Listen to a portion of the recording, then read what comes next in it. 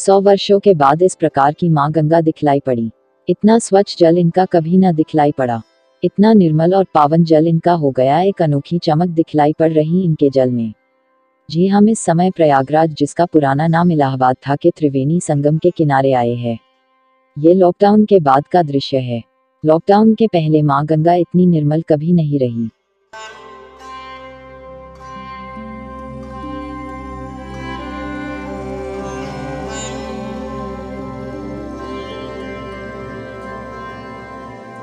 जब 2019 में कुंभ मेला हुआ था तब भी इस प्रकार का दृश्य नहीं दिखलाई पड़ा जैसा कि आज लॉकडाउन हटने के बाद दिखलाई पड़ रहा।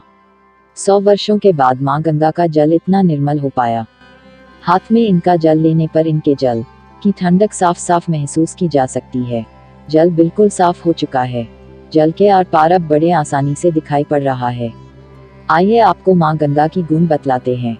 आप जिस समय उपस्थित हो वो स्थान स्वयं त्रिवेणी संगम है। यहाँ स्नान करने से सभी पाप स्वयं ही नष्ट हो जाते हैं और भक्त जन पुण्य के भागीदार स्वयं ही बन जाते हैं। माँ गंगा अपने सभी भक्तों की मनोकामनाएं पूर्ण करने वाली है, तभी दूर दूर से भक्त लोग प्रयागराज में आकर इस त्रिवेणी संगम में स्नान किया करते हैं। गंगा भारत की सबसे महत्वपूर्ण नदी है। यह भारत और बांग्लादेश में कुल मिलाकर 2525 किलोमीटर की दूरी तय करती हुई उत्तराखंड में हिमालय से लेकर बंगाल की खाड़ी के सुंदरवन तक विशाल भूभाग को सींचती है। देश की प्राकृतिक संपदा ही नहीं, जन जन की भावनात्मक आस्था का आधार भी है। भारत की अनेक धार्मिक अवधारणाओं में गंगा नदी को देवी के रूप में निरूपित किया गया है। बहुत से पवित्र तीर्थस्थल गंगा नदी के किनारे पर बसे हुए हैं, जिनमें वाराणसी, हरिद्वार और प्रयागराज उत्तरकाशी प्रमुख हैं। गंगा नदी को भारत की नदियों में सबसे पवित्र माना जाता है एवं यह मान्यता है कि गंगा में स्नान करने से मनुष्य के सारे पापों का नाश हो जाता है। मरने के बाद लोग गंगा में राख विसर्जित करना मोक्ष प्राप्ति के लिए आवश्यक समझते हैं। यहाँ तक कि कुछ लोग गंगा के किनारे ही प्राण विसर्जन या अंतिम संस्कार की इच्छा भी रखते हैं। इसके घाटों पर लोग पूजा अर्चना करते हैं और ध्यान लगाते हैं।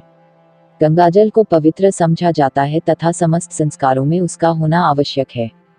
पंचामृत में भी गंगाजल को एक अमृत माना गया है। अनेक पर्वों और उत्सवों का गंगा से सीधा संबंध है। उदाहरण के लिए मकर संक्रांति, कुंभ और गंगा दशहरा के समय गंगा में नहाना या केवल दर्शन ही कर लेना बहुत महत्वपूर्ण समझा जाता है। इसके तटों पर अनेक प्रसिद्ध मेलों का आयोजन किया जाता है और अनेक प्रसिद्ध मंदिर गंगा के तट पर ही बने हुए हैं।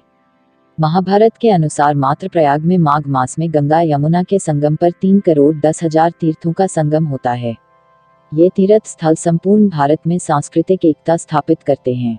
भारत की राष्ट्र नदी गंगा जल ही नहीं, अपितु भारत और हिंदी साहित्य की मानवीय चेतना को भी प्रवाहित करती है।